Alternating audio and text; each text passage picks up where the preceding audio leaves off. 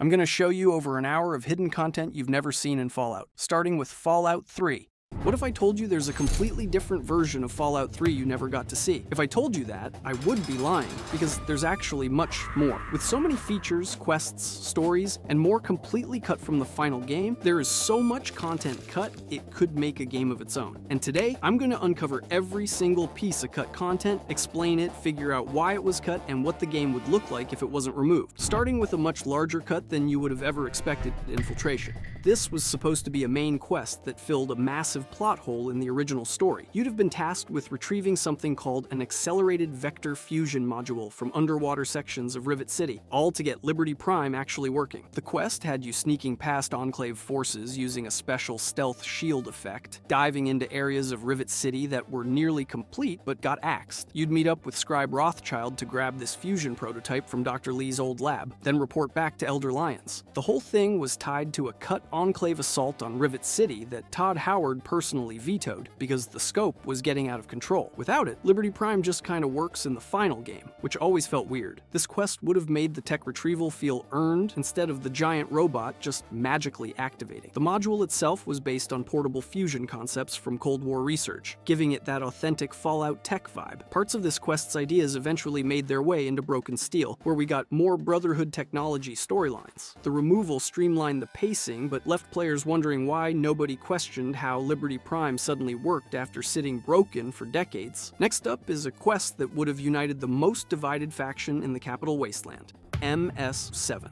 This unnamed Outcasts reconciliation quest is one of the most talked about cuts in the entire game. You were supposed to recover an unspecified artifact, likely an alien disk from a UFO crash site near Fort Bannister, and use it to potentially reunify the Outcasts with Elder Lyons' Brotherhood. The quest had over 50 unused dialogue topics in the files, including ones labeled MS-07 Unity Request and Betrayal Options, where you could double-cross either faction. You team up with Sarah Lyons and work with Specialist Aberdeen, a cut character who was an Outcast scribe, to analyze this serrated data device recovered from the crash. This created a tense situation where both Brotherhood factions had to cooperate despite their ideological split. The alien artifact angle directly connected to stuff we'd later see in Mothership Zeta, with references to the Bureau of Special Affairs, the Center for Extratypical Research, and something called Palandine UFO. This shows Bethesda was planning these alien story threads early in development. Files indicate you would have had a lab scene at Fort Independence where Outcast scientists tried to decode the alien technology. Speech checks would determine whether you convinced both sides to reconcile or if you manipulated the situation for personal gain through various betrayal paths. The quest gave you real agency in shaping the Brotherhood's future in the Capital Wasteland, something the final game never let you do. Instead, we got the Outcasts staying permanently neutral or hostile unless you traded with them, and Operation Anchorage gave you access to their armory after completing the simulation. Fallout 4 eventually made the reunification canonical in its lore under Arthur Maxon's leadership, but actually playing through that moment would have hit different. The cut content mods that restore parts of MS-07 are some of the most downloaded, because fans wanted that deeper faction drama. Now let's get into the cut characters, starting with Aberdeen, who would have played a big role in that Outcasts quest. Specialist Aberdeen. Aberdeen was the Outcast's answer to a scribe meant to be your main contact for the MS-07 alien artifact questline. She would have been the one analyzing that strange disk and trying to figure out alien technology. Her character files show she had full AI packages for daily routines at Fort Independence, eating and sleeping schedules that made her feel like a real inhabitant. She was supposed to have dialogue options about betraying either the Outcasts or Lyons' Brotherhood, making her a morally flexible character rather than a faction loyalist. The cut content mods that restore her usually place her in the Outcasts' lab area, where she fits naturally into the environment. Without her, the Outcasts just feel like hostile tech hoarders with no personality beyond Protector Kasdan's grumpiness. Aberdeen would have humanized them a bit, shown that they had scientists and thinkers beyond just soldiers guarding pre-war gear. Her name suggests she might have been military personnel before the war, given that Aberdeen Proving Ground is a real army facility. Fan theories love speculating that she was the potential betrayer in MS-07, the character who'd sell out whichever faction you didn't side with. She represents the kind of supporting NPC that makes faction questlines feel deeper, someone who's invested in the outcome beyond just following orders. Cut characters like Aberdeen remind us that every faction was supposed to feel more fleshed out than what we got, but here's where the cut content gets darker.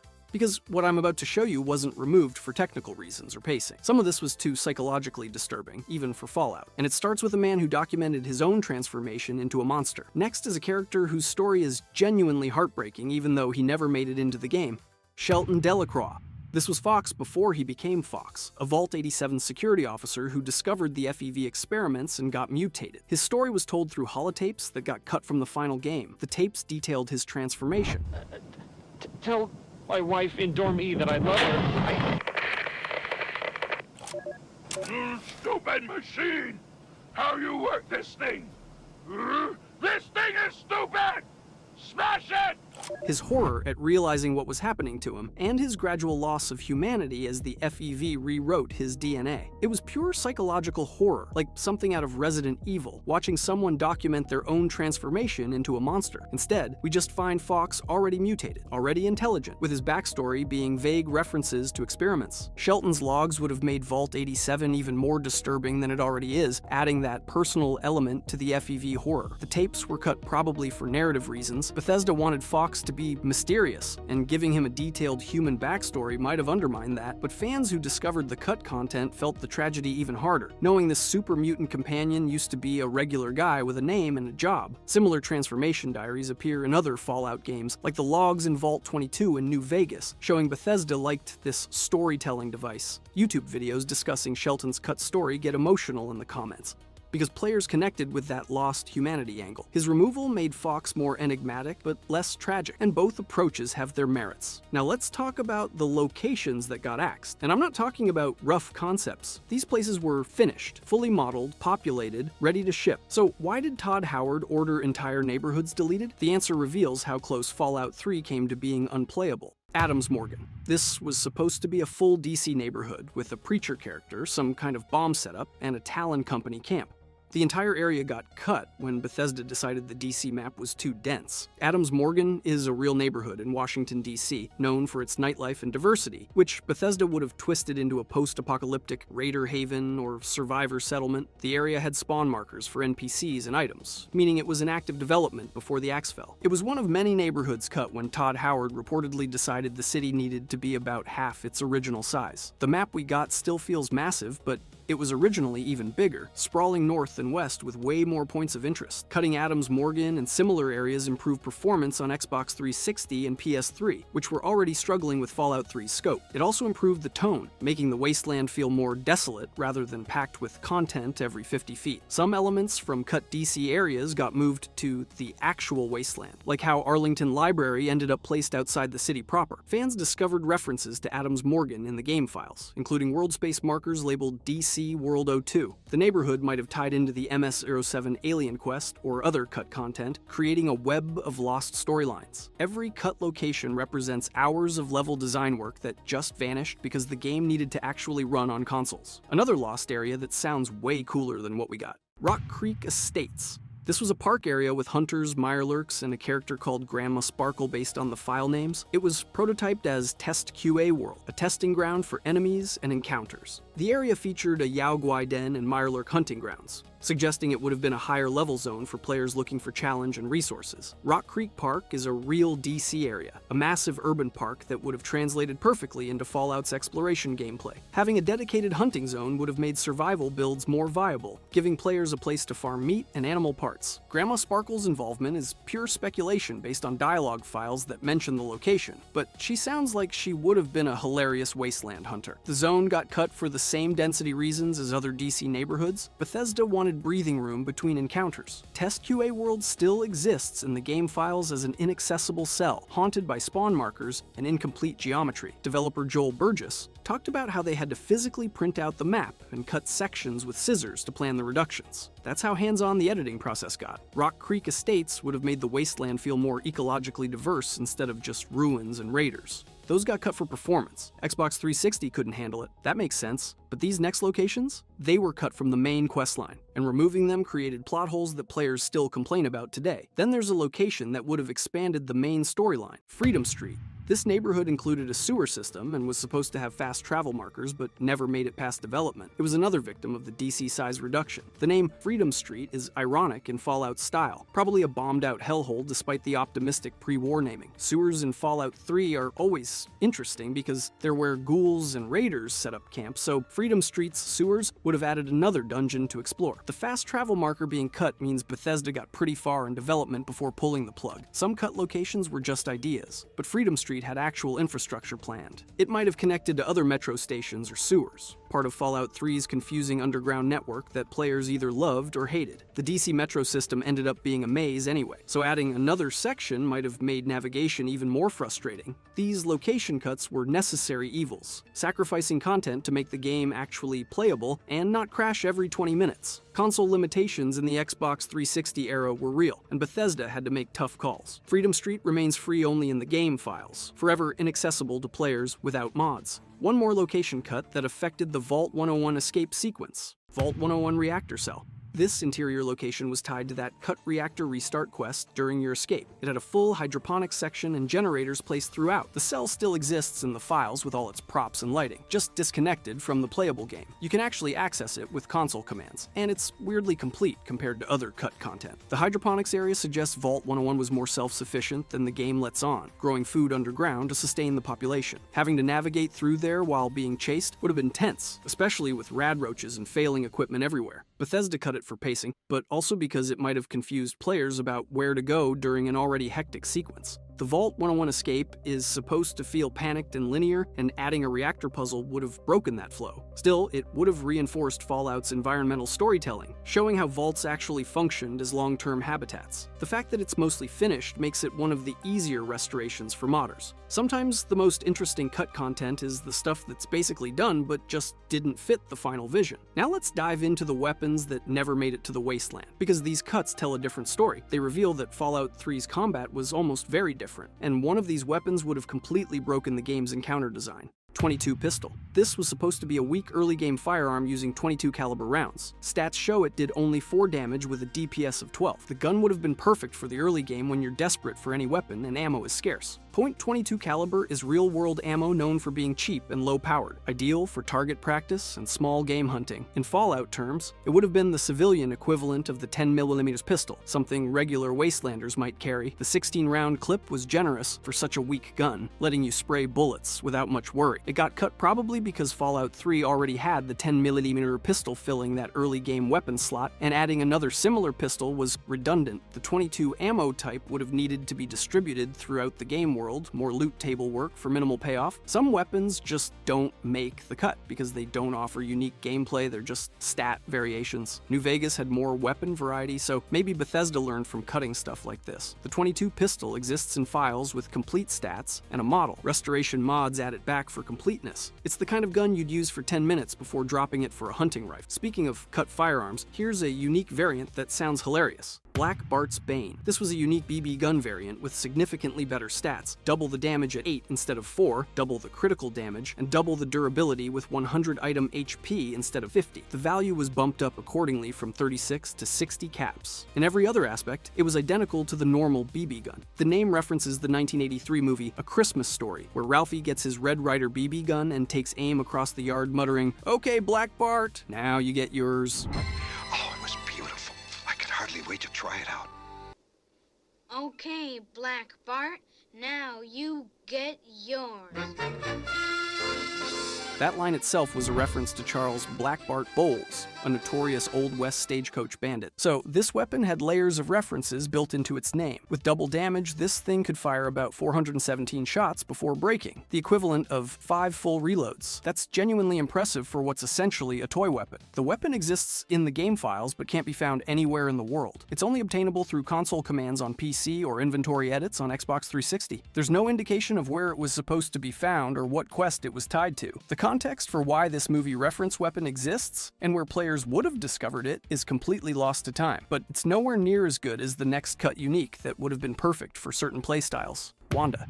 This unique assault rifle belonged to a named Raider and did serious damage using 5.56mm rounds. Those are actually solid stats, making it better than the base assault rifle. The name Wanda suggests it was some Raider's prized weapon, probably a boss enemy you'd fight to claim it. Giving it to a Raider makes sense thematically. They always have the weirdly personalized gear. The 5.56mm ammo was common enough in the game that Wanda would have been sustainable to use, unlike some uniques with rare ammo. Its damage output would have made it a mid-game powerhouse, competing with stuff like the Chinese assault rifle. It got cut, maybe because Bethesda already had several unique assault rifles and didn't need another. Or the raider who was supposed to carry it got cut, making Wanda orphaned content. Sometimes unique weapons lose their context and become just stat sticks without the story behind them. Players would have loved having another high-damage automatic option though, especially one you could get from murdering the right raider. The files show it was a complete weapon, not just a concept, meaning someone modeled and textured this thing. Every cut unique weapon represents a small tragedy for build variety, but those were just stat variations. This next cut weapon was something completely different, a tactical tool that would have let you turn enemies against each other, and it was tied to the Wasteland Survival Guide. Then there's the cut explosive that actually sounds useful. Mirelurk Bait Grenade. This throwable explosive would attract Mirelurks to wherever you threw it, basically a lure grenade. It was tied to that cut Wasteland Survival Guide stage about studying Mirelurks. Imagine the tactical options. Throw it into an enemy camp and let Mirelurks do your dirty work, or use it to clear an area by drawing the crabs away. It's the kind of creative tool that makes Fallout's combat more than just shooting, giving you options for environmental problem solving. The grenade was fully functional in the files. Modders have restored it and confirmed it works as intended. Bethesda cut it, probably because the Wasteland Survival Guide was already long and they didn't want to add another unique item to a side quest. But fishing bait grenades are such a Fallout thing, combining mundane logic with Wasteland improvisation. You can see the thought process. Mirelurks are basically mutant crabs. Crabs are attracted to bait, so make a grenade that uses that biology. It's practical, funny, and fits the game's tone perfectly. Players would have experimented with it constantly, finding creative ways to cheese encounters. The fact that it was cut but not removed from files suggests it was a late decision. Sometimes the most interesting gameplay mechanics die in development because there's just not enough time. Let's not forget the cut armor that would have made you look ridiculous.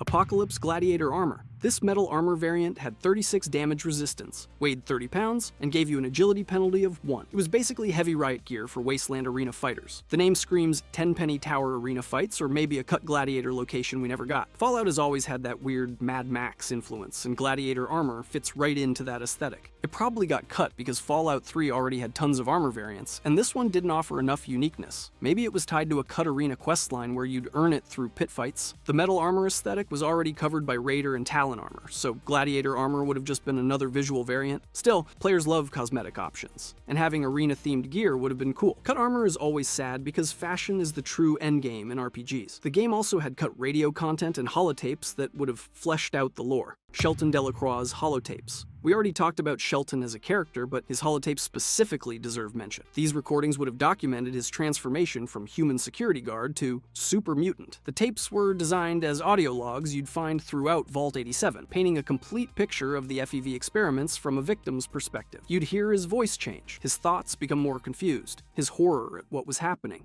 So, here I am. What the hell am I supposed to do now? Merrick and his team are obviously experimenting on people. It's incredibly dark, even for Fallout. Psychological horror that makes the super mutant threat more personal. Similar to the Dunwich Building's holotapes, these would have been optional lore for players who like exploring every corner. Voice acting would have made them powerful, hearing someone's humanity slip away track by track. Bethesda cut them maybe because they made Fox's story too complicated, or because they were too disturbing for the game's tone. But fans who found the references in the files felt robbed of that emotional gut punch. The holotapes represent environmental storytelling at its best, telling stories through the world rather than exposition. Audio logs are a staple of immersive sims and horror games, and Fallout 3 was already using them effectively. Losing Shelton's tapes meant losing one of the most tragic stories in the entire game. Here's a location that ties back to that infiltration quest. Rivet City underwater sections. These were planned areas beneath Rivet City where you'd infiltrate to retrieve the fusion prototype. The sections included hatches and underwater passages that would have made the carrier feel more explorable. Rivet City is already one of the coolest locations in Fallout 3, a beached aircraft carrier turned settlement. Adding underwater sections would have reinforced that this used to be a military vessel with multiple decks and compartments. You'd probably need radiation protection or a rebreather item to navigate safely, adding survival elements. The infiltration quest required sneaking past Enclave forces, so maybe they'd set up underwater checkpoints. These sections could have included flooded rooms with pre-war loot, military equipment still trapped below. Bethesda cut them when the Infiltration quest got axed, orphaning this environmental work. Underwater gameplay in Fallout is always awkward because the engine isn't built for it, so maybe technical limitations played a role. Still, exploring the depths of Rivet City would have been atmospheric and creepy, especially with feral ghouls or mirelurks lurking. The files reference these areas as nearly complete, making their cut more painful. Sometimes the coolest locations get left behind because the quests that justify them disappear. Here's one that would have been in Southwest DC. Southwest Waterfront. This area along the Potomac would have been another waterside location, probably with mirelurks and naval themes. DC's waterfront is already used for Rivet City, so this would have expanded that. Waterfront areas in Fallout always have unique challenges. Radiation in the water, mirelurks everywhere, limited sightlines for combat. Southwest Waterfront might have had boat wrecks to explore, maybe pre-war naval facilities or marinas. It could have tied into Rivet City's backstory, showing other attempts to create water-based settlements. Or maybe it was just a dangerous zone you had to cross to reach something else. The location would have reinforced the Capital Wasteland's relationship with water, which is central to the main quest. Clean water is the entire point of Project Purity, so having more waterfront locations would have hammered home how contaminated everything is. Bethesda cut it during the DC size reduction, prioritizing downtown areas over edges. The waterfront probably didn't offer enough unique gameplay to justify keeping it. Still, atmosphere matters in Fallout, and creepy waterfront ruins would have added variety. Cut waterfront locations mean less environmental diversity in the final game. We've covered quests, characters, locations, weapons. But here's what nobody talks about. When you connect all these cuts together, a pattern emerges. The Outcast's quest gives you alien technology. The Infiltration quest has you use it to retrieve a fusion module. The Rivet City underwater sections are where you get it. The Enclave Assault is what you're sneaking past. These weren't random cuts. This was an entire connected storyline that got dismantled piece by piece. Bethesda cut a whole second act from Fallout 3, and what we got instead was Liberty Prime just magically working with no explanation. The Brotherhood reunification, gone. The alien tech mystery, cut. The Enclave attacking Rivet City, vetoed by Todd Howard himself, that covers the major cut locations. But let's not forget some additional cut content categories.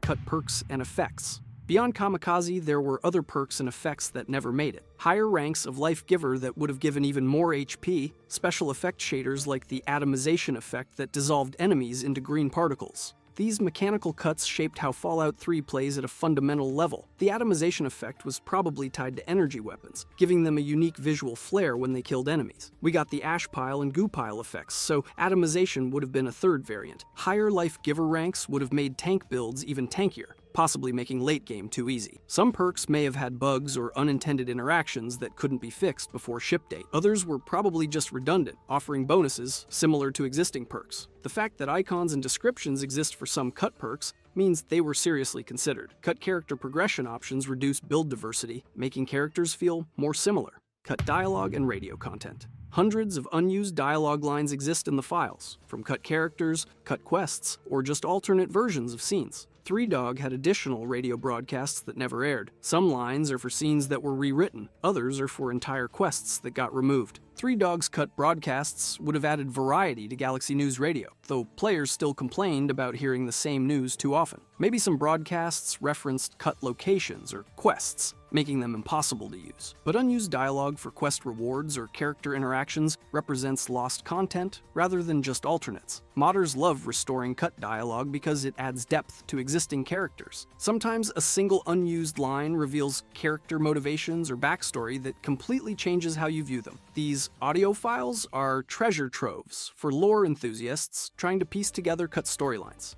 Cut dialogue is lost character development that we'll never experience as intended.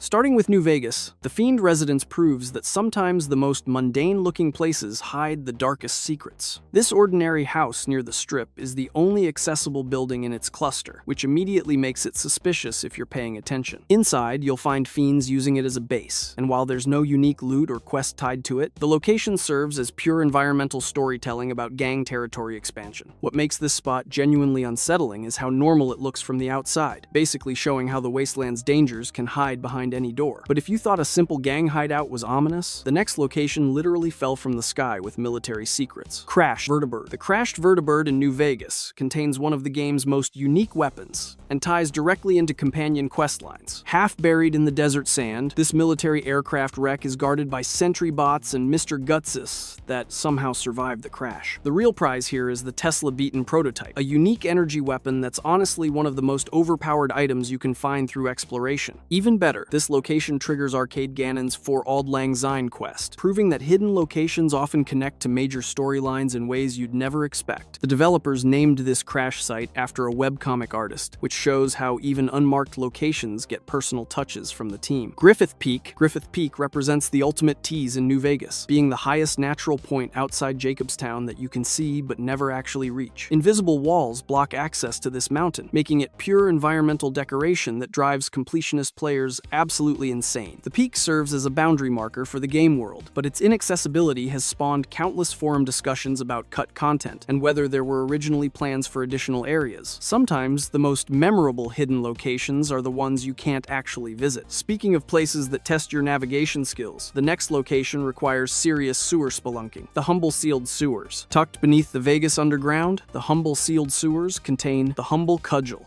a unique melee weapon that most players never find. Getting to this location requires navigating through the complex sewer system beneath the strip, which honestly feels like a mini dungeon that was cut from a larger quest. The weapon itself isn't game-changing, but finding it proves you've mastered the game's most confusing underground network. This location represents remnants of what was clearly intended to be a much larger sewer exploration system that got scaled back during development. The sewers might be confusing, but the next location creates its own natural maze through environmental hazards. Scorpion Burrow. Near Crescent Canyon West, the Scorpion Burrow shows logical creature ecology in action through environmental design. This sandstorm-engulfed area naturally explains where all those rad scorpions are coming from, complete with a rad scorpion queen as the area boss. The location doesn't contain special loot, but it demonstrates how New Vegas uses environmental storytelling to make the wasteland feel like a living ecosystem. The constant sandstorm effects make navigation genuinely challenging, forcing players to rely on audio cues to avoid the deadliest creatures. From creature nests to human entertainment, the next location shows what people did for fun before the bombs fell. Ivanpah Racetrack. North of Nipton Road Pit Stop sits the abandoned Ivanpah Racetrack, a perfectly preserved pre-war racing facility that serves as pure atmosphere. There's no loot, no enemies, and no quests tied to this location, which makes it one of the most peaceful spots in the entire Mojave. The track illustrates the kind of entertainment and normal life that existed before nuclear annihilation, creating an almost haunting contrast with the surrounding wasteland. Sometimes the most powerful environmental storytelling comes from what's missing, rather than what's there. But if you want environmental storytelling with actual narrative payoff, the DLC locations deliver in spades. Cueva Quarache. In the Honest Hearts DLC, Cueva Quarache serves as the final resting place of Randall Clark, whose terminal logs scattered throughout Zion Canyon tell one of Fallout's most heartbreaking stories. This cave is filled with spore plants and creatures from Vault 22, directly connecting multiple storylines across the game world. Clark's story, told entirely through environmental clues and computer entries, reveals how one man survived the apocalypse, only to watch everything he cared about slowly die. The location proves that DLC areas often contain the series' most sophisticated hidden narratives. From elaborate DLC storytelling to the basics of wasteland survival, simple shelters tell their own stories. Mesquite Mountains Lean-To. The Mesquite Mountains Lean-To represents pure post-war survival ingenuity, being a makeshift shelter complete with mattress, storage container, and water barrel. Located in the southwest desert, this humble structure shows how wastelanders adapt existing materials into livable spaces. There's no unique loot or quest significance, but the lean-to demonstrates the everyday reality of post-apocalyptic life that most players never stop to consider. The careful arrangement of survival necessities tells a story about hope and persistence without requiring a single line of dialogue. Sometimes the most mundane locations hide the most bizarre secrets, especially when Wild Wasteland gets involved. The One. The One is literally an unexploded nuclear bomb imported directly from Fallout 3's assets, but it only appears if you take the Wild Wasteland trait. This massive piece of ordnance sits in the desert surrounded by super mutants and a cave system, creating one of the most surreal encounters in New Vegas. Players with sufficient science skill can harvest energy cells and microfusion cells from the bomb, basically turning nuclear weapons into a crafting resource. The location perfectly embodies Wild Wasteland's approach of mixing genuine danger with absurd humor. From nuclear weapons to conventional armories, faction hideouts require more traditional infiltration skills. Great Khan Armory. Hidden beneath a destroyed house near Red Rock Canyon, the Great Khan Armory requires finding a specific trapdoor to access. This underground cache contains some of the best faction-specific loot available to players friendly with the Khans, but you'll miss it entirely if you're not thorough in your exploration. The armory's concealment makes perfect sense for a nomadic tribe that needs to hide resources from the NCR and Legion. The location rewards players who invest in faction relationships while providing practical benefits for the Khan storyline. Moving from New Vegas to the capital wasteland, Fallout 3's hidden locations often focus on pre-war mysteries and alien encounters. Strange Alien Crash Site. North of MDPL-13 Power Station in Fallout 3, the Strange Alien Crash Site introduces extraterrestrial elements that connect directly to the Mothership Zeta DLC. The crashed UFO contains a dead alien and the unique alien blaster weapon with limited but incredibly powerful ammunition. After installing Mothership Zeta, the alien's body disappears and gets replaced with an alien distress beacon, showing how DLC content can retroactively modify the base game world. This location proves that even the most outlandish Fallout elements often have deeper narrative connections. From alien technology to human infrastructure, abandoned metro systems tell stories of societal collapse. Abernathy Metro Station. The heavily irradiated Abernathy Metro Station, part of the Tacoma Park area, showcases environmental hazards as storytelling devices. This Mirelurk-infested underground maze forces players to balance radiation exposure against exploration rewards while navigating pre-war terminals filled with propaganda and lies. The station's condition reflects how quickly infrastructure collapsed after the bombs,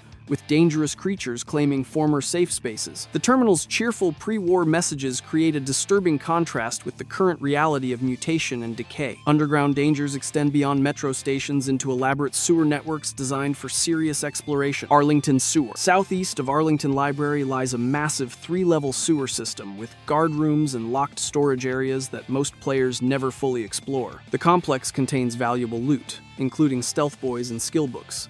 But accessing everything requires careful navigation and combat against entrenched raiders. This sewer system represents Fallout 3's commitment to rewarding thorough exploration with genuinely useful items. The multi-level design suggests this area was originally planned for larger quest content that got cut during development. From elaborate sewer systems to corporate facilities, hidden office buildings reveal pre-war corporate secrets. Bethesda Underworks. The Bethesda Underworks, a sub-basement near the actual Bethesda Game Studios office location, contains radioactive waste barrels and packs of feral ghouls that can overwhelm unprepared players. Up to 6 ghouls can attack simultaneously, with a chance of encountering rare, glowing variants that drop better loot. This location serves as both developer Easter egg and legitimate gameplay challenge, showing how Bethesda incorporated real-world geography into their wasteland design. The radioactive waste suggests pre-war corporate negligence that created post-war environmental hazards. Religious sites in the wasteland often hide more than spiritual guidance, sometimes concealing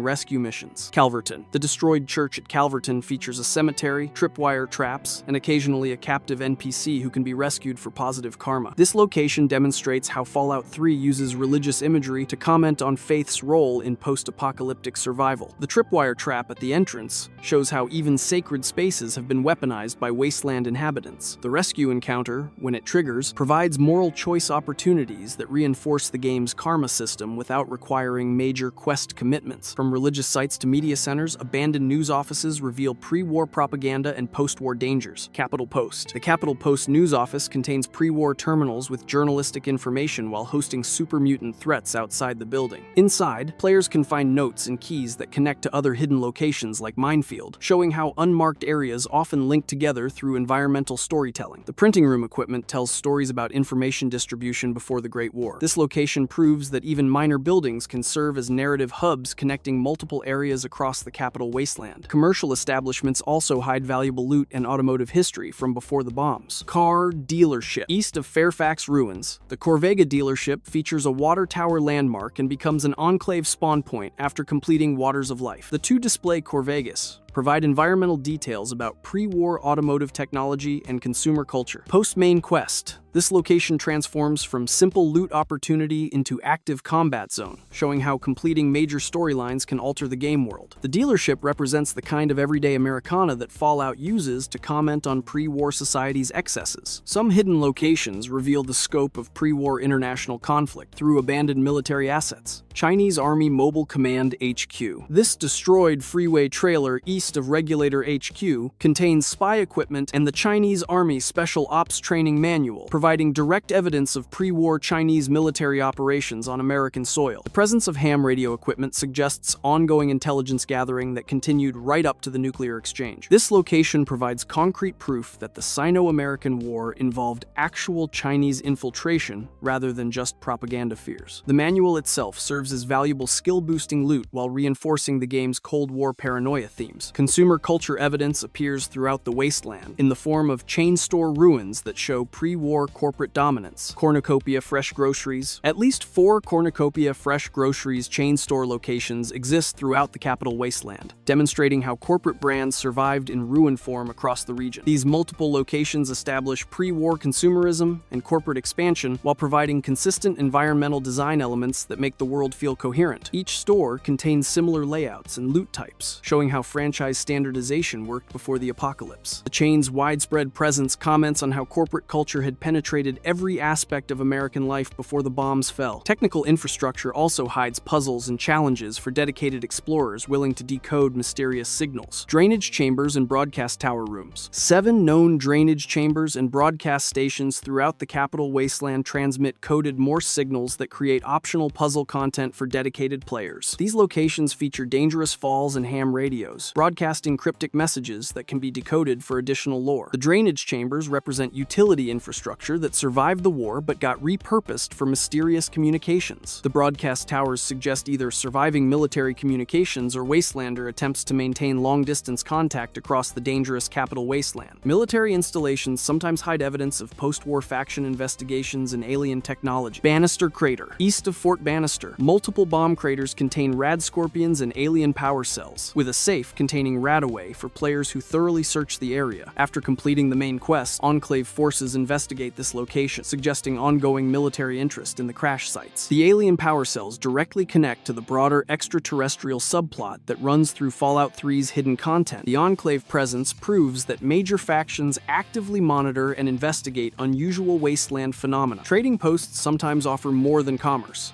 providing potential player housing in unexpected locations. Lucky's. Near Tenpenny Tower, Lucky's serves as both dangerous combat encounter and potential player housing opportunity for players who clear out the hostile inhabitants. The location contains almost all possible custom weapon modification parts, making it incredibly valuable for players focused on weapon customization. However, taking items results in karma loss, creating moral tension between practical benefits and ethical considerations. Lucky's demonstrates how Fallout 3 integrates player housing opportunities into combat encounters rather than making them separate systems. Some locations blur the line between settlement and personal residence while offering unique amenities. Radiation King. The Radiation King trading outpost in Georgetown features a repair NPC and can function as an unofficial player home complete with jukebox and multiple radio stations. This location provides essential services while offering entertainment amenities that most official player housing lacks. The repair NPC makes this one of the few hidden locations that provides ongoing gameplay utility, rather than just one-time exploration rewards. The multiple radio stations suggest this location serves as a communication hub for the surrounding Georgetown area. Playground equipment repurposed by wasteland creatures creates some of the game's most memorable boss encounters. Roach King's Throne, northeast of Minefield. The Red Rocket playground equipment has been claimed by the hostile Roach King and his Rad Roach followers, creating a mini-boss encounter in an unexpected location. The throne setup contains valuable loot, including mini-nukes and miniguns, making this children's playground one of the most rewarding combat encounters for prepared players. The Roach King represents how wasteland creatures adapt human infrastructure for their own purposes. This location perfectly embodies Fallout's dark humor by turning innocent playground equipment into a monster lair. Faction hideouts often contain unique weapons that reflect their inhabitants' personalities and combat preferences. Raid Shack. East of Bethesda Ruins, the Raid Shack contains raiders and the unique weapon Stab Happy, along with references to the Elder Scrolls IV. Oblivion show Bethesda's tendency to include cross-game Easter eggs. The shack provides solid loot, including ammunition and buff out, while serving as a straightforward combat encounter. The TES reference demonstrates how Bethesda uses hidden locations to reward players familiar with their other franchises. Stab Happy itself represents the kind of jury-rigged wasteland weaponry that raiders prefer over conventional military equipment. Entertainment venues show how wastelanders create new forms of amusement from pre-war animals and infrastructure. Mole Rat Racetrack. Southwest of Grey Ditch, raiders have organized mole rat races using captured animals and makeshift track equipment, creating one of the wasteland's most bizarre entertainment venues. This location features both racing events and combat encounters with non-respawning enemies, making each visit potentially unique. The racetrack demonstrates wasteland ingenuity in creating entertainment from available resources while showing how organized raider groups structure their downtime activities. Some locations exist purely for absurd humor, creating memorable moments through environmental comedy. Plunger Room of Death. This shelter features a tower of random objects, leading to a room filled with exactly 50 plungers, creating one of Fallout 3's most meme-worthy discoveries. The location serves no practical gameplay purpose beyond entertainment and screenshot opportunities, but it perfectly captures Fallout's commitment to absurd environmental storytelling. Plunger Collection suggests either obsessive hoarding behavior or deliberate artistic installation by a deranged wastelander. This room proves that hidden locations don't always need practical rewards to create lasting player memories. Some hidden areas exist beyond normal map boundaries, requiring special techniques or glitches to access. Isabella Proud's Camp. Hidden beyond the normal map border, Isabella Proud's camp contains her personal notes, feral ghouls, and corpses that tell a story of isolation and survival gone wrong. Accessing this location requires boundary-breaking techniques that most players never discover, making it one of the most exclusive hidden areas in Fallout 3. Moving into Fallout 4, hidden locations become more elaborate and mechanically complex, while maintaining the series' commitment to environmental storytelling. Parking Garage Dungeon. West of Milton General Hospital, this multi-level parking garage functions as a genuine dungeon, complete with traps, puzzles, and grotesque imagery that creates one of Fallout 4's most atmospheric exploration experiences. The labyrinthine structure rewards careful navigation with valuable loot, while telling a story through environmental design rather than exposition. Grotesque imagery suggests this garage became a site of systematic violence rather than random wasteland danger. Post-war eccentricity reaches new heights in locations dedicated to specific obsessions and hobbies. Crazy Cat Cabin, southeast of Walden Pond. This cabin filled with cats and cat paintings represents post-war obsessive behavior taken to logical extremes. The location provides no significant loot, but creates a memorable environmental story about how isolation and loss might drive survivors to extreme hoarding behaviors. The cats themselves appear to be thriving, suggesting this location represents successful interspecies cooperation rather than simple hoarding. Artistic installations created from automotive wreckage demonstrate wasteland creativity and cultural memory. Carhenge, south of Walden Pond. This Stonehenge parody, constructed from automobile wreckage, is guarded by a powerful super mutant behemoth and contains rare loot for players brave enough to fight for it. The monument demonstrates how post-war survivors remember and reinterpret pre-war cultural symbols using available materials. Behemoth Guardian suggests this location has spiritual or territorial significance that goes beyond simple artistic expression. Carhenge perfectly represents Fallout's approach of mixing cultural commentary with legitimate gameplay challenges. Military ingenuity appears in crude but effective weapons installations hidden throughout the Commonwealth. Rocket Shed, northeast of Relay Tower 0BB915. This location contains a jury-rigged rocket launcher setup, complete with propane canisters and explosive ammunition that demonstrates wasteland weapons crafting at its most dangerous. The shed shows how survivors adapt civilian infrastructure into military assets, using whatever materials they can scavenge. The explosive setup creates environmental hazards that can damage careless players while providing powerful ammunition for those who safely navigate the traps. This location proves that post-war survivors often prioritize firepower over safety in their engineering projects. Extraterrestrial encounters continue the series' tradition of alien mysteries while connecting to broader supernatural elements. Crashed UFO?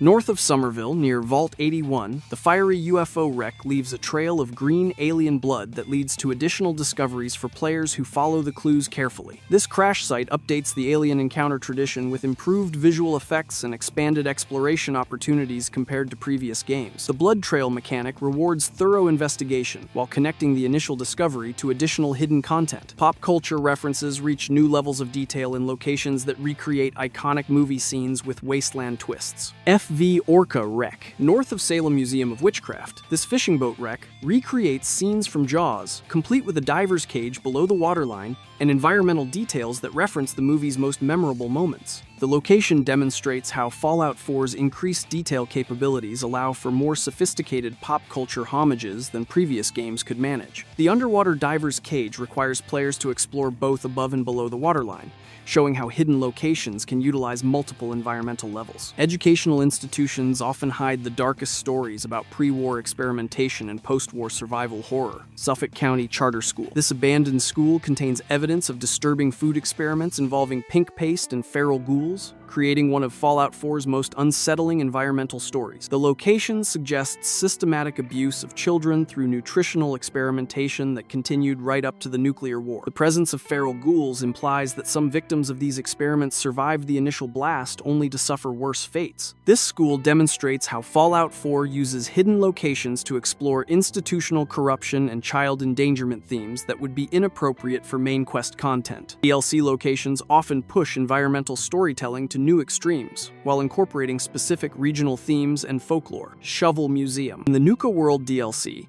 the Shovel Museum represents the ultimate parody of niche American roadside attractions, filled with shovel-related exhibits and memorabilia that perfectly captures pre-war consumer culture's absurd extremes. This location demonstrates how DLC content can focus entirely on humor, without requiring combat encounters or valuable loot rewards. The museum's detailed exhibits show the development team's commitment to creating fully realized joke locations that reward exploration with entertainment rather than practical benefits. Haunted Mansion attractions blend entertainment industry themes with genuine supernatural horror elements. Grantchester Mansion. Also in Nuka World, this haunted house attraction, inspired by the Winchester Mystery House, features hidden rooms, supernatural events, and environmental storytelling that blurs the line between theme park attraction and genuine horror. The mansion's labyrinthine design and supernatural elements create one of the most atmospheric locations in any Fallout game. The Winchester House inspiration shows how the developers research real-world oddities to create believable fictional locations. Fallout 76's Appalachian setting introduces regional variations on hidden location themes, while emphasizing community and survival. Junk Tower Windmill. This engineering marvel, built from scavenged materials, demonstrates Appalachian ingenuity while providing workbench access and resource generation for players who discover it. The windmill represents sustainable technology adapted to post-war conditions using pre-war materials and knowledge. The windmill proves that hidden locations can serve practical functions while still providing exploration rewards. Raider settlements demonstrate sophisticated multi-tier architecture and strategic positioning across the Appalachian landscape. Razor-edged Raider Camp. This multi-level raider settlement showcases advanced architectural planning while providing medical supplies and loot for players who can clear out the hostile inhabitants. The camp's defensive positioning and resource access demonstrate how organized raider groups claim strategic locations rather than simply squatting in ruins. The medical supplies suggest these raiders maintain higher organization levels than typical wasteland gangs. Industrial facilities reveal the scope of pre-war mining operations while hiding valuable resources and historical information. Motherlode Facility. This hidden mining operation contains valuable ore deposits and terminals that detail pre-war industrial activities in West Virginia, while providing ongoing resource generation for players who claim the facility. The location demonstrates how Fallout 76 integrates real-world West Virginia mining history into game lore while providing practical gameplay benefits. The Motherlode facility proves that hidden locations can serve as both historical education and resource management gameplay elements. Secret vaults across multiple games represent the series' most elaborate hidden locations while advancing major plot elements. Secret vaults. From the original Secret Vault in Texas to the Datamined Vault 120 content found in Fallout 76's files, these hidden facilities contain experimental backstories and rare loot, while advancing the series' central themes about corporate experimentation and human survival. Each secret vault features unique experiments that were too dangerous or unethical for official Vault-Tec documentation. Some secret vaults exist only as cut content or data-mined assets. The evolution of hidden locations across the Fallout series demonstrates how environmental storytelling has grown more sophisticated while maintaining the core appeal of rewarding player curiosity and exploration. From simple loot caches in the original games to elaborate dungeon-like complexes in Fallout 4, these unmarked areas consistently provide the series' most memorable moments and darkest stories. They reward players who look beyond obvious objectives, while serving as laboratories for experimental content that might not fit into main questlines. Bust out of jail. This is one of the earliest examples of Fallout rewarding creative problem-solving without holding your hand. In Junktown from the original Fallout, if you commit a crime or get caught sneaking where you shouldn't be, you get thrown in jail with absolutely no quest marker telling you what to do next. You have to figure out your own escape plan. Pickpocket the guard for keys, pick the cell door lock, or get help from a friend you made earlier. The game doesn't tell you these options exist, you just have to experiment and think outside the box. How you escape affects Junktown's opinion of you, making this one of the first examples of Fallout's trademark moral ambiguity. This quest perfectly captures the series' philosophy of rewarding player curiosity and creative thinking over following obvious breadcrumbs. But if you thought jailbreak scenarios were sneaky, the next quest dives into some seriously shady business dealings. Clean out the loan shark. In the den from Fallout 2, you can stumble across a notorious loan shark operation just by wandering around and talking to locals in shady corners. There's nothing to guide you except your own curiosity about this sketchy character. You can choose to work for the loan shark or against him, and your decisions affect the entire town, but the game never formally tracks this as a quest. It's a perfect example of early Fallout design prioritizing world interaction over formal quest structures. The Loan Shark storyline shows how the series used to reward attentive players with rich side stories that felt organic rather than assigned. You had to actually pay attention to dialogue and explore thoroughly to discover these hidden narratives. If you thought hidden crime stories were clever, the next quest turns a simple dead body into a treasure hunt. Grady's Package. This Fallout 3 mystery starts in the Marigold Station metro tunnels when you find a dead guy named Grady with a holotape and a key. The holotape contains cryptic clues about the package he was trying to deliver, and you have to use the key on a safe elsewhere in the tunnels to retrieve his valuable stash. Suspicious. There's no quest marker or journal entry, just environmental storytelling through a dead man's final message. The entire story is told through context, clues, and exploration. If you don't read the holotape carefully or explore thoroughly, you'll completely miss this hidden treasure. Grady's Package demonstrates how Fallout 3 used environmental storytelling to create mini-narratives that exist entirely outside the formal quest system. But the next quest shows that some NPCs will keep asking for help as long as you keep delivering. Murphy's Bombing Run. This unmarked quest in Fallout 3 starts when you meet Murphy, a ghoul chem cook at Northwest Seneca Station, who asks for special work. Your job is to collect sugar bomb cereal from around the wasteland and bring them back to Murphy so he can cook them into Ultrajet, a powerful chem. The catch is this never appears in your quest log, so you have to remember to collect sugar bombs and periodically return to Murphy for caps and chems. It rewards players who hoard unusual junk items and actually read what NPCs are asking for. Murphy's Bombing Run is a perfect example of how Fallout rewards exploration and item collection without formal quest tracking, making every sugar bomb you find feel potentially valuable. If you thought cooking chems was profitable, the next quest turns exploration itself into a business venture. Riley's Rangers Mapping. After helping Riley's Rangers in Fallout 3, Riley will buy map locations of metro tunnels and landmarks you've discovered, but this arrangement is never listed as a formal quest. It's just an ongoing way to earn caps by providing new map points you've found during exploration. There's no quest log reminder, no markers, just a subtle meta reward system for thorough exploration. Riley's Rangers Mapping encourages players to explore every corner of the capital wasteland, knowing there's financial incentive, but you have to remember to return and report your discoveries. This unmarked quest perfectly demonstrates Fallout's philosophy of rewarding curiosity with both gameplay benefits and immersive world building. But the next quest takes post-quest rewards to deliciously sweet levels. Mississippi Quantum Pie. This hidden treat starts after you complete the Nuka-Cola Challenge side quest in Fallout 3. If you continue bringing Sierra Petrovita various Nuka-Cola flavors she requests, she'll eventually bake you the rare Quantum Pie, but this extended interaction never appears in your quest log. It's a delightful Easter egg for completionists who go the extra mile beyond the formal quest requirements. The Quantum Pie represents Fallout's tradition of rewarding players who continue interacting with NPCs after their official quests are done. Sierra's additional requests and the unique pie reward show how the series hides special content behind persistent player engagement rather than obvious quest markers. If you thought sweet rewards were satisfying, the next quest serves up something much more disturbing. Our Little Secret. This disturbing mystery in Fallout 3 starts in Andale, a charming southern town where Old Man Harris makes wild claims about the townsfolk. There's no quest marker telling you to investigate, but if you're curious enough to snoop around homes or talk to more residents, you'll uncover the horrifying truth about what really goes on in this seemingly perfect community. The discovery that Andale's residents are cannibals who've been feeding visitors to each other is entirely dependent on player curiosity. If you don't look deeper, you'll never know. Our Little Secret demonstrates how Fallout uses environmental storytelling and player investigation to create jaw-dropping plot twists without any hand-holding.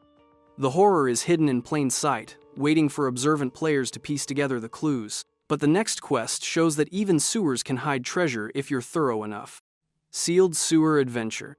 This New Vegas treasure hunt starts when you explore the sewer tunnels near the city and find the bodies of two dead prospectors named Sweet Jill and Blind Luke.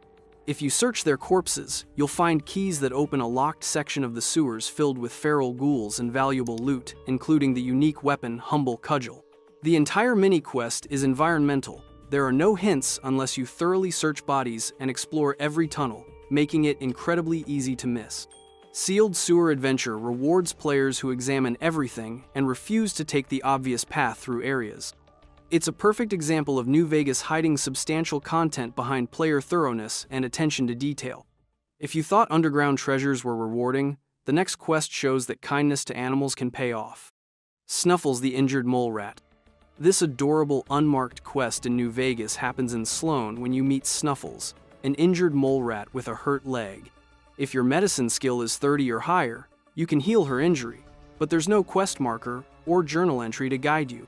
Successfully treating Snuffles earns you NCR fame and affection from the locals, demonstrating how New Vegas uses skill checks and NPC interactions to create hidden quest-like moments. The quest shows how Fallout rewards players who invest in non-combat skills and pay attention to animal NPCs. Snuffles represents the series' tradition of making every interaction potentially meaningful, even with creatures that can't speak. But the next quest shows that random encounters can lead to unexpected adventures. Bare Necessities. This hidden encounter in New Vegas happens when you meet a frightened prospector during random travel who asks for help with an animal problem.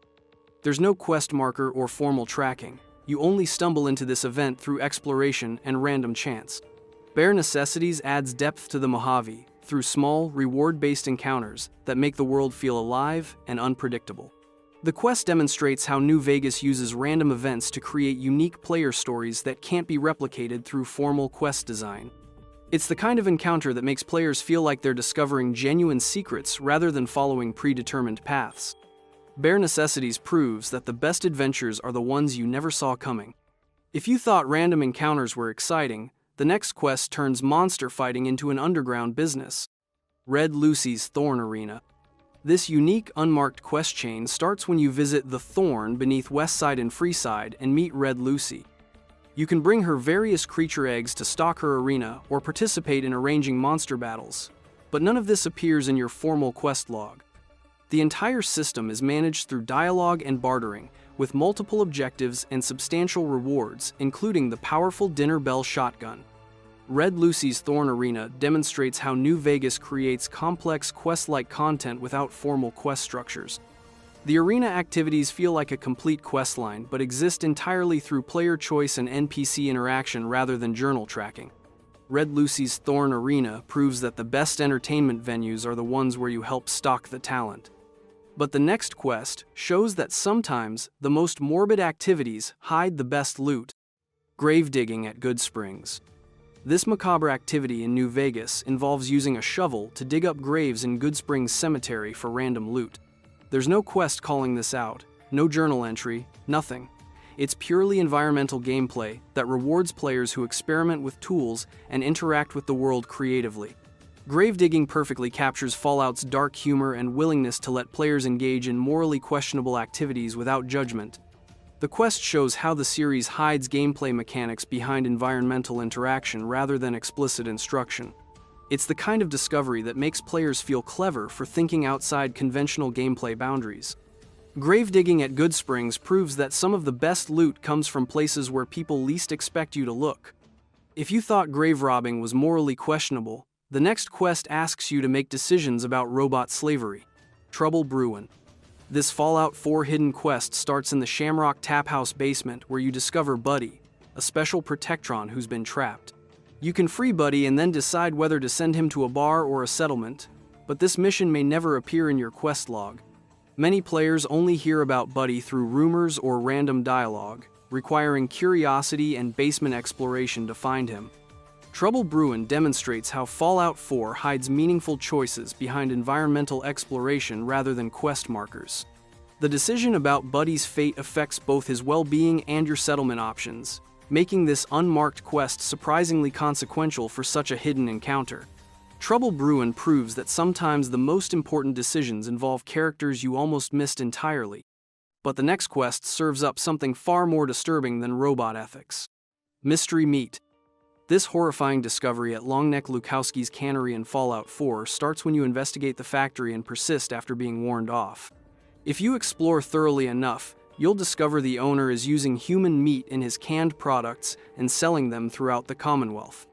The entire revelation is never tracked as a formal quest.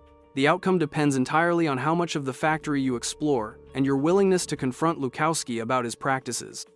Mystery Meat shows how Fallout 4 uses environmental storytelling and player persistence to reveal horrific truths hidden in plain sight. The quest demonstrates the series' talent for making ordinary locations into nightmare scenarios. Mystery Meat proves that sometimes you really don't want to know what's in your food. If you thought cannibalism was disturbing, the next quest presents one of gaming's most controversial moral dilemmas. The Kid in a Fridge. This infamous unmarked quest starts near University Point when you hear a voice calling from a refrigerator. Opening it reveals Billy, a ghoul child who's been trapped since the bombs fell, and you can choose to help him find his parents or sell him to slavers. There are multiple outcomes, but the quest itself is unofficial with no marker or log entry.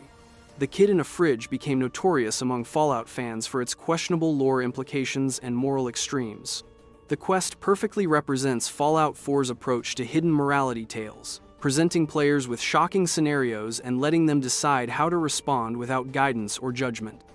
The Kid in a Fridge proves that some moral choices are so extreme they make you question your own character. But the next quest shows that art galleries can hide some truly twisted secrets. Pickman's Gift.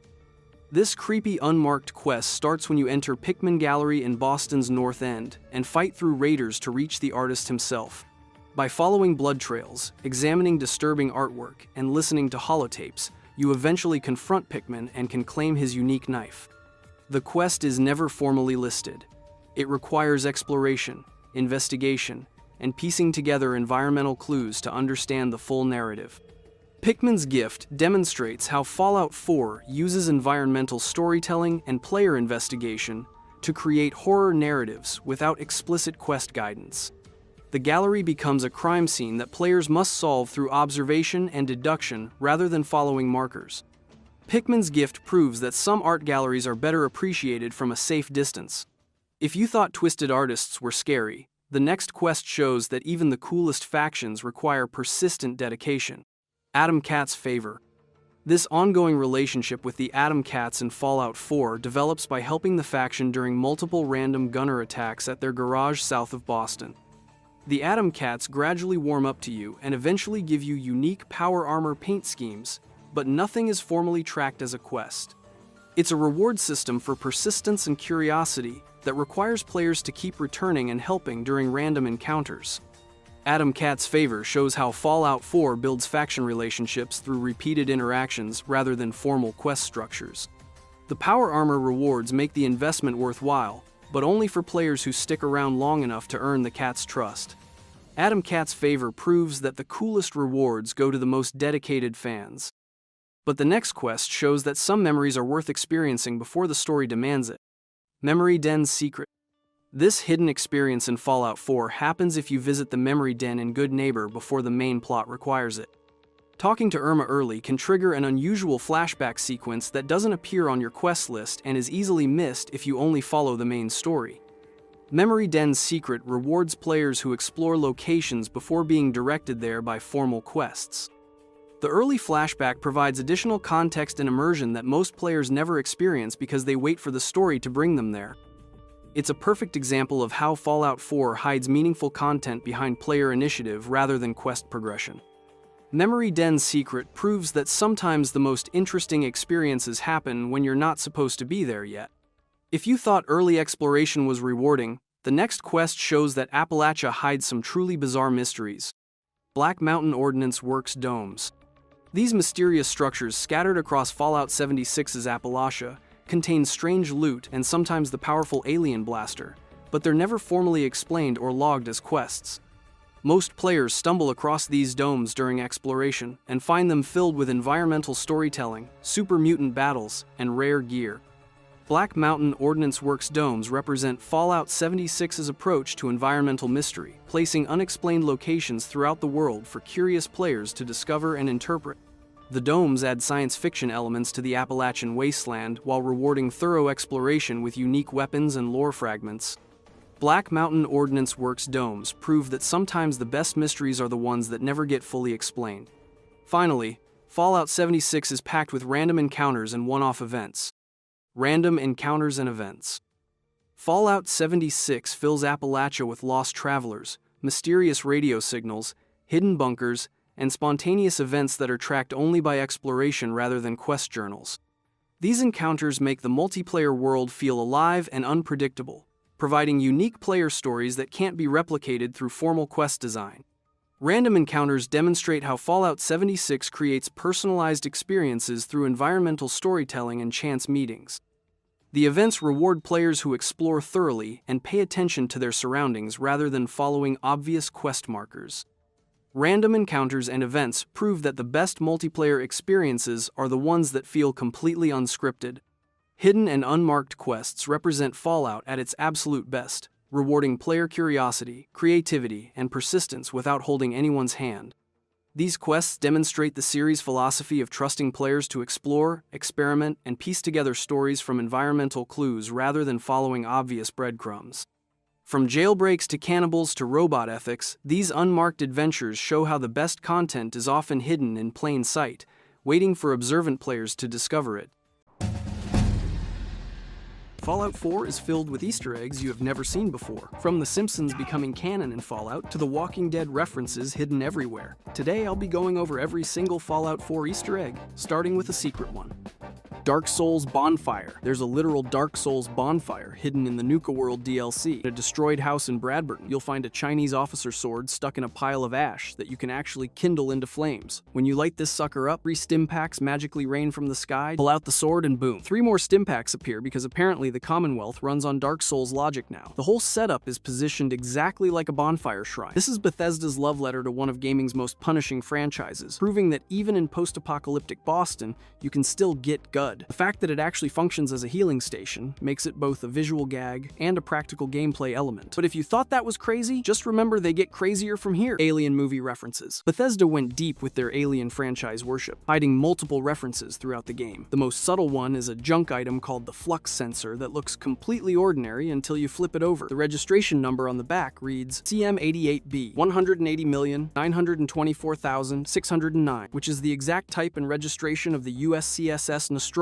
from the first Alien film. Codsworth can also say the names Ripley, Dallas, Wayland, and Yutani if you're brave enough to name your character after the franchise. Plus, there's the classic random UFO encounter where an alien ship crashes near level 20, giving you an alien blaster that's basically a handheld death ray. These references span the entire franchise timeline, showing that even 200 years after nuclear war, Hollywood's greatest space horror still haunts the collective unconscious. Though the next one is much crazier. Skyrim Easter eggs. Bethesda couldn't help but reference their fantasy masterpiece multiple times throughout Fallout 4. The most obvious one is the Taboo Tattoos magazine cover featuring a skull wearing the iconic Dragonborn's horned helmet. Raiders will occasionally yell "bullet in the knee" when you cripple their legs, which is clearly a radioactive twist on Skyrim's infamous arrow to the knee guard dialogue. These callbacks create a weird shared universe theory where Tamriel might be Earth's far future after the bombs fell. Either that or Bethesda just loves putting their greatest hits in every game they make. Blade Runner homage. Diamond City's Japanese Noodlebot isn't just random flavor text, it's a direct homage to Ridley Scott's cyberpunk masterpiece. The setup mirrors the noodle bar scene where Harrison Ford's character gets served by a Japanese-speaking vendor. The bot only speaks Japanese while serving noodles in the heart of post-apocalyptic Boston, recreating that iconic Blade Runner atmosphere in the most unexpected place. It's positioned prominently in Diamond City's marketplace, where you can't miss it. The Noodlebot proves that even after nuclear war, good ramen finds a way. But let's go deeper and find even more hidden ones. Next one will leave you shocked. Edgar Allan Poe references. Dick Valentine channels his inner literary critic when the Prydwen first arrives, quoting, "Deep into that darkness peering, long I stood there, wondering, fearing," from The Raven. But the Poe references don't stop at dramatic poetry readings. Down in the castle's tunnels, you'll find General McGann's corpse next to wine crates containing Amontillado bottles with Montresor written on them. Opposite him sits a skeleton behind a half-built brick wall, perfectly recreating the murder scene from Cask of Amontillado. These references show that even robot detectives appreciate classic American literature. Plus, they prove that Poe's gothic horror translates perfectly to post-nuclear nightmares. That's nothing compared to what's next. The Simpsons callbacks. Homer Simpson's childhood TV brand Radiation King appears throughout the Commonwealth because apparently Matt Groening predicted the nuclear apocalypse. Codsworth can also recognize the name Bort in reference to that legendary Simpsons gift shop episode. The Far Harbor Bowling League standings include the Holy Rollers team, which is Ned Flanders' bowling team from the show. The Radiation King TVs are everywhere once you start looking. It's the kind of deep-cut reference that rewards longtime fans while flying completely over casual players' heads. Don't you just love it when animated shows predict the future? If you are enjoying this breakdown, subscribe for more. Cheers Bar Recreation. The Prost Bar, on the edge of Boston Common,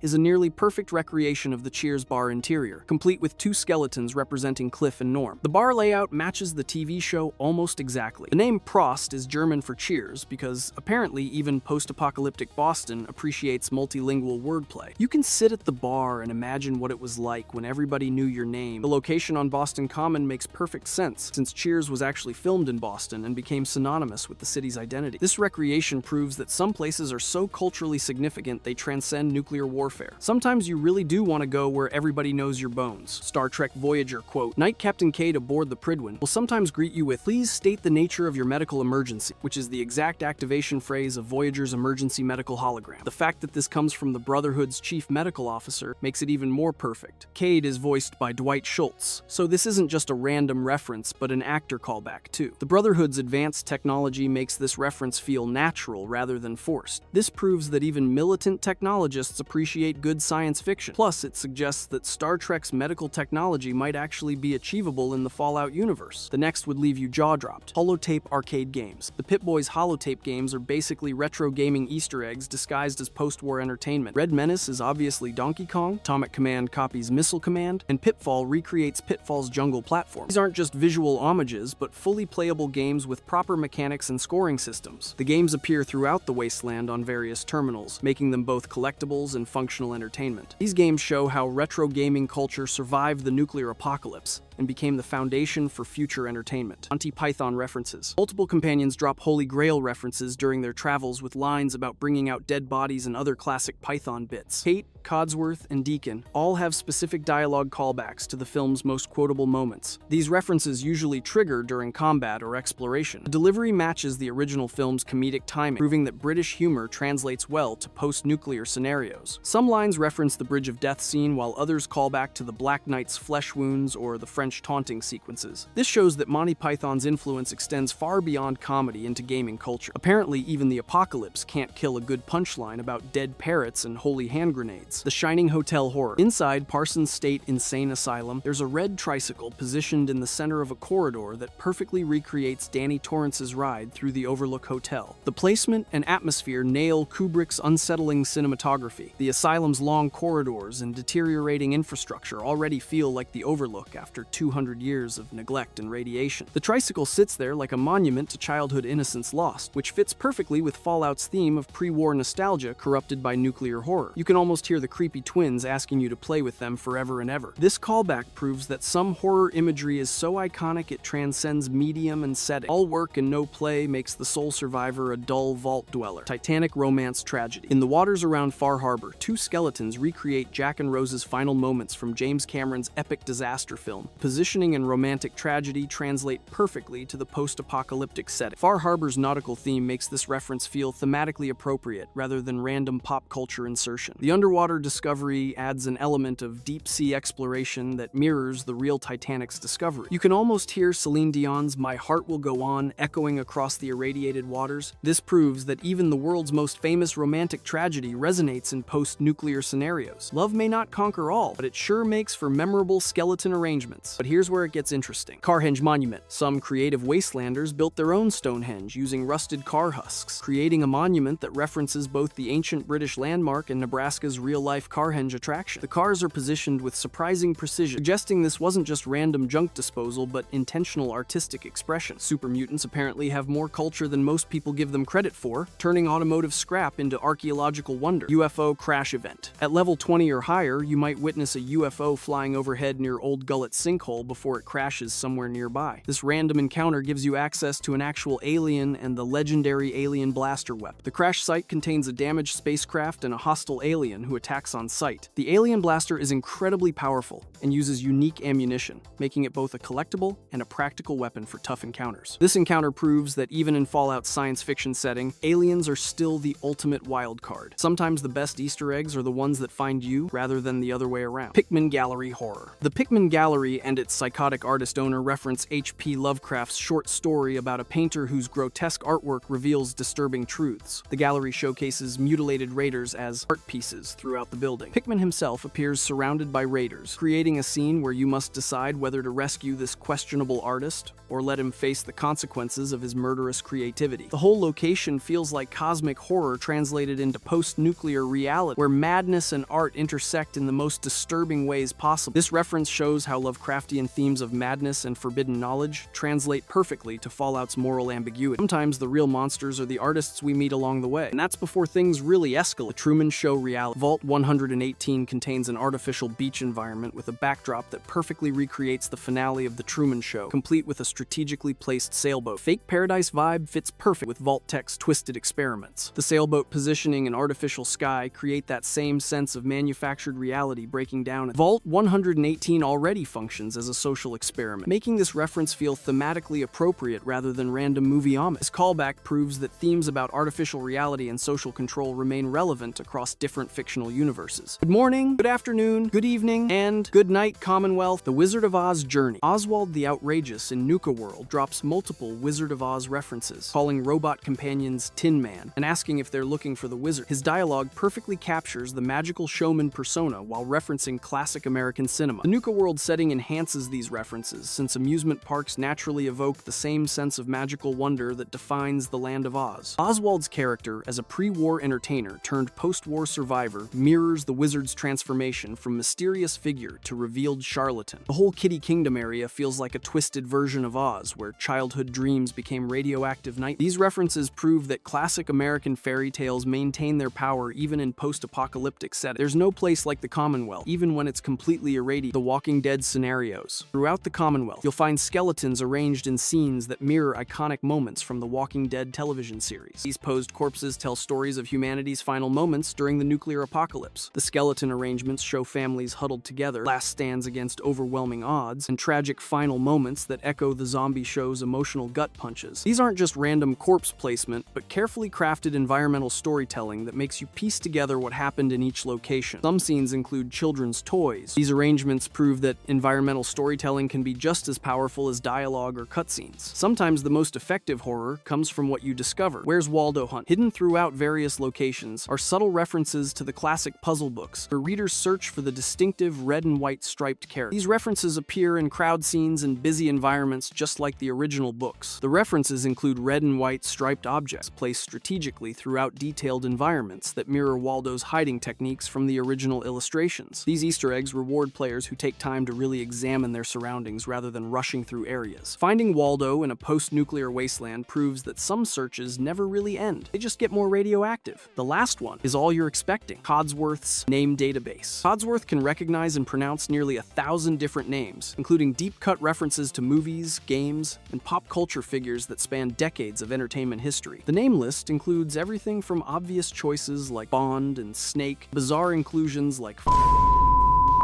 that someone definitely snuck past the censors. Movie characters from Mad Max, Alien, Deus Ex, and Dishonored all get recognition. The voice acting commitment is impressive, since each name required separate recording sessions and integration into dialogue systems. Some names trigger special reactions or additional dialogue that makes choosing certain character names feel like unlocking hidden content.